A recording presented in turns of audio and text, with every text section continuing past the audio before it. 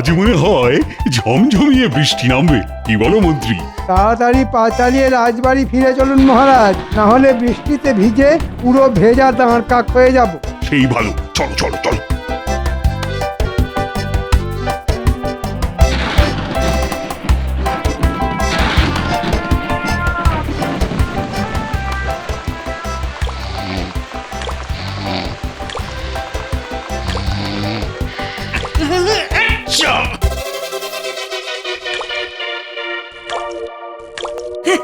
কি সর্বনাশ! আরে আমার ঘরের চাল যে ফুটো অগিন্নি। অনেকবার বলেছি বর্ষা আসার আগে ঘরের চালখানা সারিয়ে নাও, তখন তো কথা কানে ঢোকেনি। এবার বোঝো ঠালা।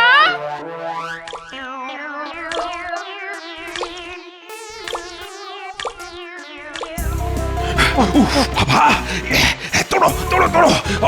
বৃষ্টি নামার আর সময় পেল না। তোর তোর।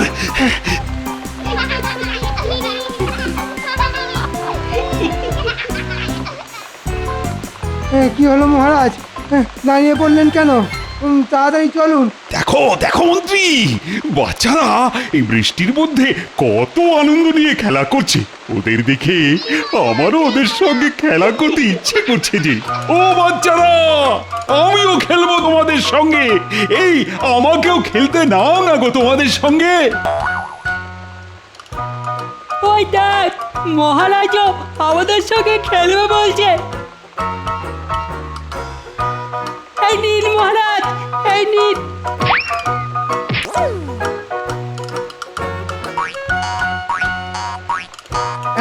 এই বৃষ্টির মধ্যে আপনি খেলা করবেন? আপনার কি মাথা খারাপ হয়ে গেল মহারাজ? অবশ্য হতেও পারে, শুনেছি বেশিক্ষণ ভেজা মাথায় থাকলে ঠান্ডা লেগে মাথার ঘিলু কাজ করা বন্ধ করে দেয়। আপনারও তাই হয়েছে বলে মনে হচ্ছে। কি? আমার মাথায় ঠান্ডা লেগে ঘিলু কাজ করা বন্ধ করে দিয়েছে? এত বড় কথা! দাঁড়াও, এইবার দেখো মন্ত্রী, আমার মাথায় ঠান্ডা লাগার ফল। ওরে বাবা রে, আর বলবো না, ক্ষমা করে দিন মহারাজ, ক্ষমা করে দিন। আর বলবো না এমন কথা। না না না, সব কিচ্ছু শুনবো না। এই নাও। কি মজা, কি মজা, কি মজা!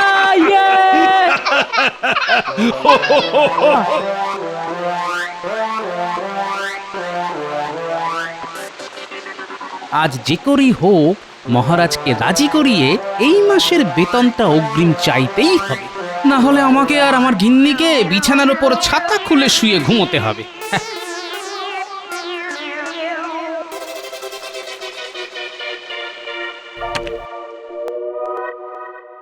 ওই দেখুন, গোপালও এসে গেছে। রোজ গোপাল রাজসভায় আসতে দেরি করে, কিন্তু আজ গোপালও রাজসভায় চলে এলো, কিন্তু মহারাজ এখনো এলেন না। আমি এসে গেছি, এসে গেছি, এসে গেছি। কি মহারাজ, আপনার এই অবস্থা হলো কি করে? আরে খেলা করতে গিয়ে হয়েছে গোপাল। রাস্তা দিয়ে হেঁটে আসতে গিয়ে দেখলাম তোমার নাতি নাতনিরা বৃষ্টির মধ্যে ভিজতে ভিজতে খেলা করছে। আর ওদের দেখে আর খেলার লোভ আমি সামলাতে পারলাম না জি। আর মন্ত্রী মশাই, আপনার এই অবস্থা হলো কি করে? ওই মহারাজকে বারণ করতে গেছিলাম, শুনলেন না? কি মাত্রাই খেলাম, বুঝেছেন? এখনো সারা শরীর যন্ত্রণায় টনটন করছে। সে তো আপনাকে দেখেই বোঝা যাচ্ছে মন্ত্রী মশাই, ভিজে দাঁড় কাক। মহারাজ, ভিজে রাজপোশাক পরে বেশিক্ষণ থাকা উচিত নয়, এতে আপনার ঠান্ডা লেগে যেতে পারে। ঠিক বলেছ রাজপুত, আমি বরং স্নান সেরে আসি। তাহলে আজকের মতন রাজসভা ছুটি? হ্যাঁ হ্যাঁ, আজ ছুটি। তোমরা যে যার মতো বাড়ি ফিরে যাও। কে গরম গরম খিচুড়ি খেয়ে জব্বর একটা ঘুম দাও। আরে বাবা, বর্ষাকাল এসে গেছে বলে কথা। বর্ষাকালে খিচুড়ি না খেলে জমে নাকি? কি বলো গোপাল? আগে সে তো বটেই, কিন্তু বাবারে বাবা, ছুটির নাম শুনেও গোপালের মুখ কিন্তু। হ্যাঁ, ছুটির নাম শুনেও আমার মুখে কিন্তু, কারণ আমার ঘরের চাল ফুটো হয়ে গেছে।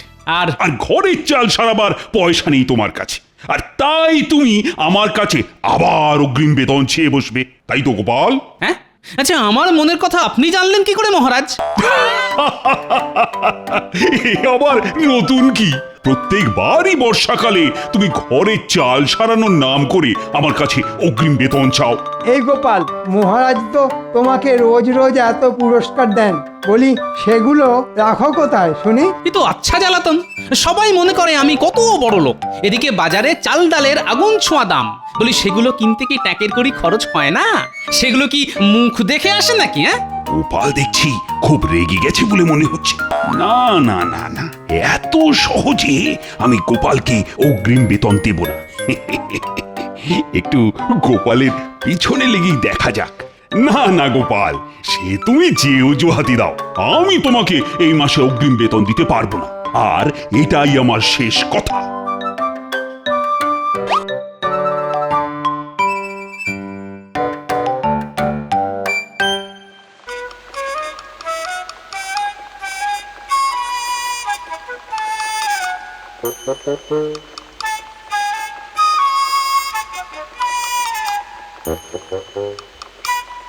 এই নিন, এবার গিয়ে তাড়াতাড়ি স্নান সেরে আসুন। হ্যাঁ হ্যাঁ, এক্ষুনি যাচ্ছি। আমি আজ মুগ ডালের খিচুড়ি করেছি, আর তার সাথে গরম গরম বেগুনি। তাড়াতাড়ি আসুন।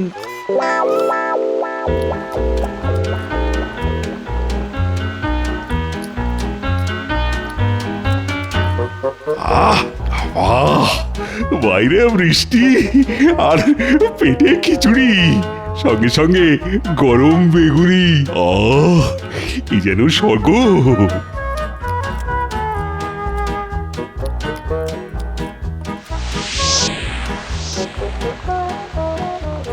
সে কি, মহারাজ তোমাকে অগ্রিম বেতন দেবেন না বললেন? হ্যাঁ তাই তো বললেন। এবার কি হবে গো? আমাদের ঘর বাড়ি যে জলে ভেসে যাবে গো। এক কাজ করো গিন্নি, তুমি রান্না বান্না সেরে রান্নাঘরেই শুয়ে পড়ো। আর তুমি তুমি কোথায় শোবে শুনি? কেন, খাটের নিচে। হ্যাঁ?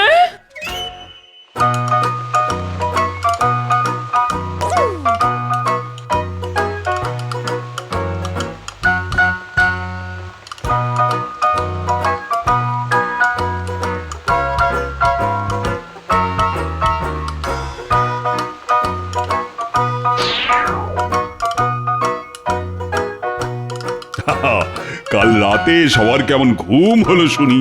ওহ, দারুণ! হ্যাঁ মহারাজ, দারুণ ঘুম হয়েছে। গতকাল সারা রাত বাইরে ঝমঝমিয়ে বৃষ্টি পড়ছে, ভালো ঘুম না হয় উপায় আছে নাকি? আর গোপাল, তোমার কেমন ঘুম হলো? আমার ফুটো ঘরের চাল দিয়ে জল পড়ছে জেনেও মহারাজ প্রশ্ন করলেন কেমন ঘুম হলো। হুম, আগে দারুণ ঘুম হয়েছে মহারাজ। সকালে ঘুমও ভেঙেছে দারুণ ভাবে। হ্যাঁ, সেটা কি রকম শুনি? আগে চোখ খুলে মুখ হা করলাম, ফুটো চাল থেকে বৃষ্টির জল সোজা আমার মুখে এসে পড়লো। ব্যাস, বৃষ্টির জলেই কুলকুচি করে চোখ মুখ ধুয়ে নিলাম।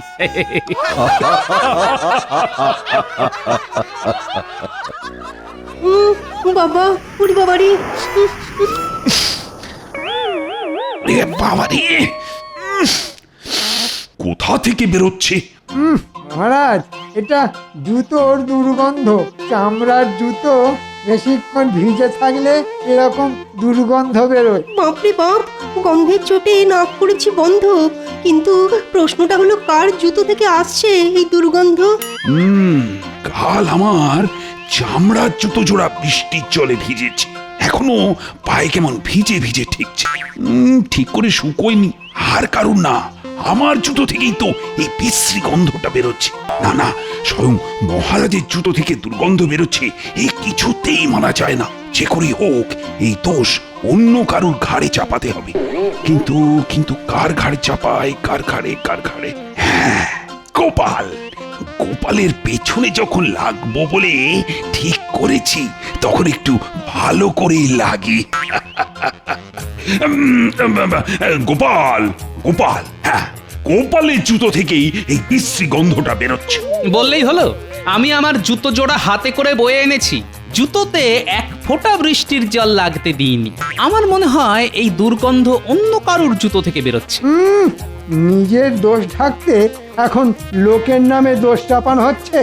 মহারাজ, আপনি গতকাল বললেন না যে আপনি গোপালকে অগ্রিম বেতন দেবেন না? সেই রাগে গোপাল জুতোয় করে দুর্গন্ধ বয়ে এনে রাজসভায় দুর্গন্ধ ছড়াচ্ছে। এটা গোপালের একটা চাল। ঠিক বলেছ মন্ত্রী। আই গোপাল, যাও যাও যাও, তোমার জুতো আর তুমি দুজনেই এবার বাড়ি যাও তো। আর আজকের মতো রাজসভা এখানেই শেষ। বাবা, পুরো রাজসভাটাই একেবারে দুর্গন্ধে ভরে গেছে। ছি ছি ছি ছি, ছি ছি। গোপাল, রোদ উঠলে জুতো জোড়া রোদে দিয়ে ভালো করে শুকিয়ে নিও, না হলে গন্ধ যাবে না কিন্তু। শুকনো জুতো আর কি শোকাবো বিজ্ঞানী?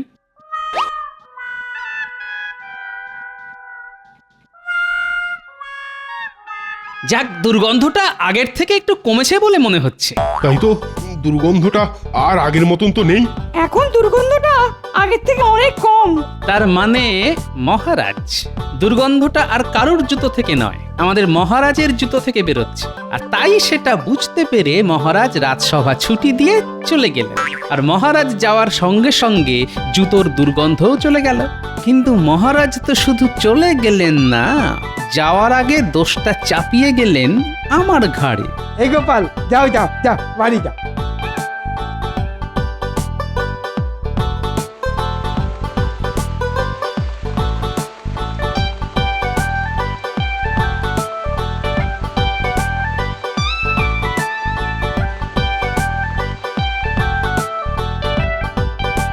রানী, ইস, আপনার গা থেকে একটা বিশ্রী দুর্গন্ধ বেরোচ্ছে।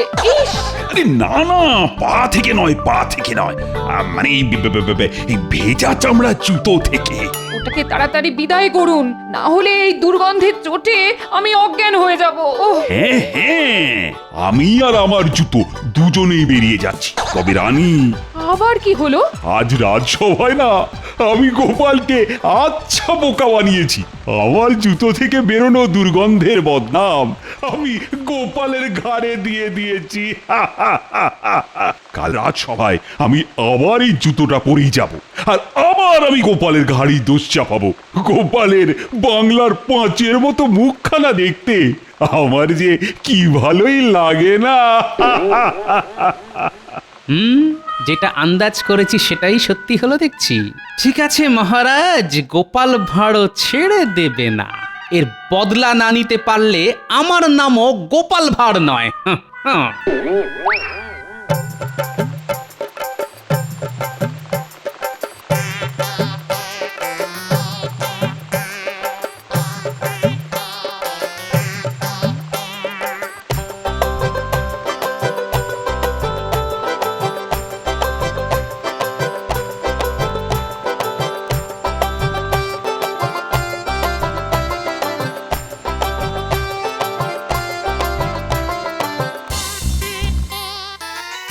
এই যে খুদের দল, বৃষ্টিতে ভিজে কি করছিস তোরা? আমরা কই মাছ ধরছি গোপাল দাদু। ওসব পরে করবি, আগে এদিকে আয়, কাজ আছে। বলো গোপাল দাদু, কি করতে হবে আমাদের? বেশি কিছু নয়, তোদের শুধু হয়ে যাবে গোপাল দাদু।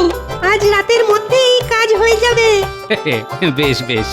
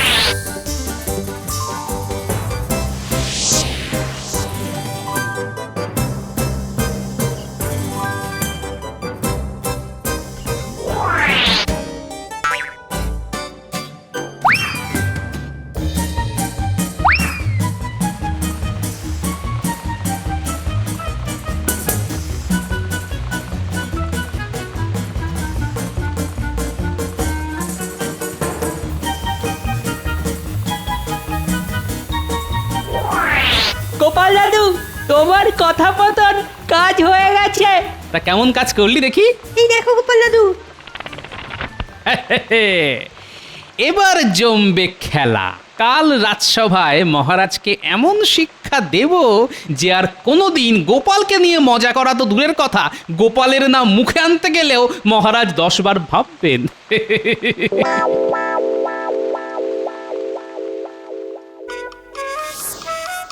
হ্যাঁ, কি অদ্ভুত ব্যাপার! ঘর থেকে সোনা দানা ছেড়ে একজোড়া জুতো চুরি হয়ে গেল। হ্যাঁ, ঠিক বলেছেন মন্ত্রী মশাই, গতকাল রাতে বাড়ি থেকে আমাদের সবার জুতো চুরি হয়ে গেছে। একেই বলে ভাগ্যের গুঁতো। সব ছেড়ে ছুড়ে শেষে কিনা চুরি হলো জুতো।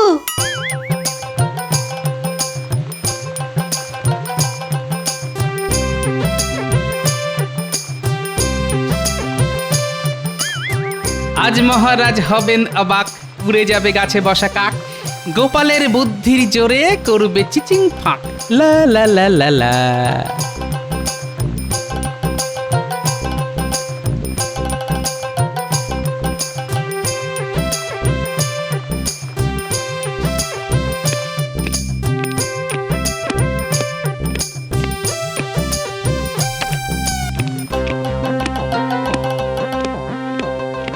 এ কি গোপাল, তোমার পায়ে জুতো? তার মানে গতকাল রাতে তোমার বাড়ি থেকে জুতো চুরি হয়নি গোপাল? এই রাজ্যে এখনো এত বড় চোর জন্মায়নি যে গোপালের বাড়িতে ঢুকে চুরি করবে। তাই নাকি গোপাল? মানছি তোমার বুদ্ধির জোর আছে, তা বলে তুমি সব সময় বুক ফুলিয়ে ঘুরে বেড়াবে, এ কেমন করে হয়? ঠিক বলেছেন মহারাজ, গোপালের অহংকারে মাটিতে পা পড়ে না। ভাঁড় কোথাকার! আবার সেই বিশ্রী দুর্গন্ধ। এই গোপাল, এই বিশ্রী দুর্গন্ধ তোমার জুতো থেকেই বেরোচ্ছে। যাও যাও যাও, জুতোটা বাইরে রেখে এসো। না না মহারাজ, আমার জুতো থেকে গন্ধ বেরোতেই পারে না। আজ রাজসভায় গোপাল আর মহারাজ ছাড়া কেউই তো জুতো পরে আসেনি। তার মানে তুমি কি বলতে চাইছো গোপাল, এই দুর্গন্ধটা মহারাজের জুতো থেকে বেরোচ্ছে? কি তোমার এত বড় সাহস গোপাল? আমি তোমার এই মাসের বেতন কেটে নেব, এ আমি বলে দিলাম। না না, আমি তা বলতে চাইনি মহারাজ, আমাকে ক্ষমা করুন মহারাজ। গোপালের মুখখানা শুকিয়ে একেবারে শুকনো আমের আটি হয়ে গেছে। গোপালকে আচ্ছা করে চমকে দিয়েছি। আসুন আসুন, মনে মনে যত খুশি হেসে নিন। এবার যে আপনাকে কাঁদতে হবে মহারাজ। হায় রে হায়, আমার সব শেষ হয়ে গেল। এই মাসের বেতন হাতে না পেলে আমাকে যে না খেয়ে মরতে হবে।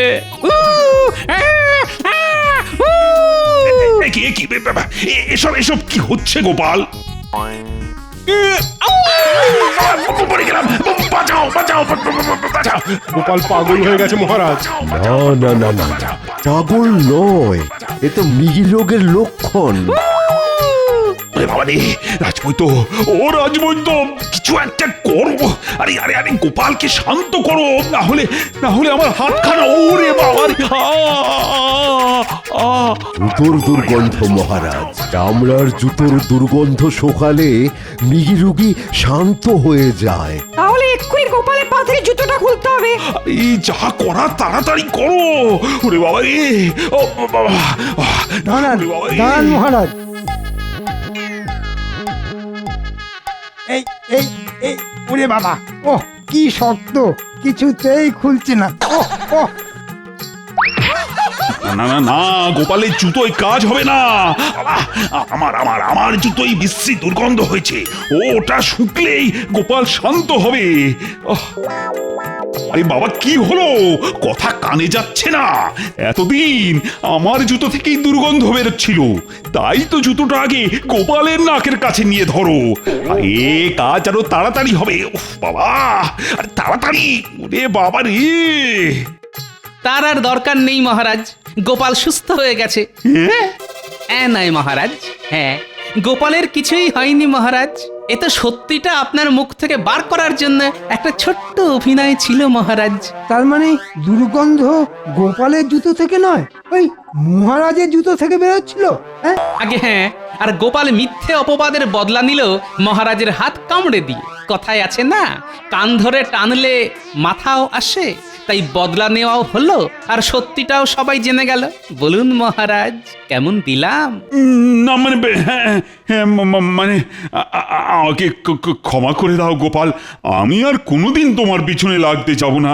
ওরে বাবা রে, ও আচ্ছা শিক্ষা হয়েছে আমার। আজ রাজসভায় আমি আর মহারাজ বাদে কেউ যাতে জুতো পরে না আসতে পারে, তাই গতকাল রাতে আপনাদের বাড়ি থেকে আপনাদের জুতো জোড়াগুলো আমি সরিয়েছি আমার নাতি নাতনিদের সাহায্যে। আপনারা আপনাদের জুতোগুলো আবার ফেরত পেয়ে যাবেন। উফ গোপাল, যেমন তুমি তেমন তোমার বুদ্ধি। আমি হার মানছি গোপাল, আচ্ছা শিক্ষা হলো আমার। এই নাও আগামী 2 মাসের অগ্রিম বেতন আমি তোমাকে পুরস্কার হিসেবে দিলাম।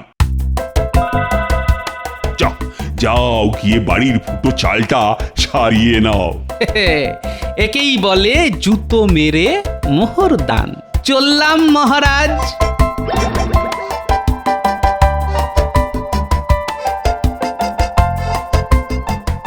বাবা, ওরে বাবা রে, ও